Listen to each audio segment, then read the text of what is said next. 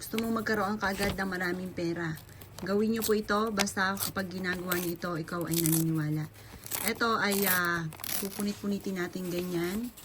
Kailangan yung presensya natin, yung spirit natin, yung hudab ng ating pong mga kamay ay maramdaman ng papel.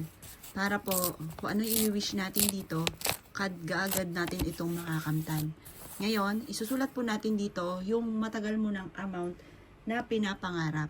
Halimbawa po, gusto kong magkaroon ng 7 million or 10 million. Nasa inyo kung ano po, kung magkano amount na gusto po ninyo. Sabihin nyo po ay gusto kong magkaroon ng 7 million.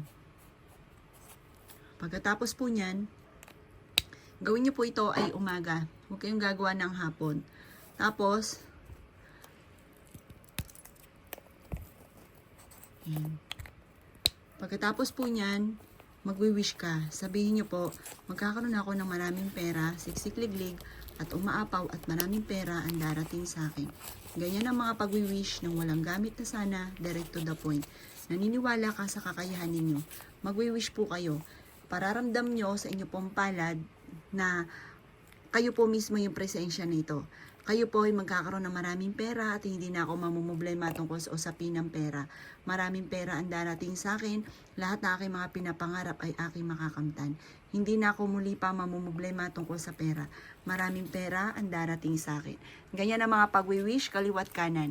Maraming pera ang darating sa akin, makakamit ko lahat ng aking mga pinapangarap. At pagkatapos po nito ay ilagay niyo ito sa ilalim ng inyo pong unan.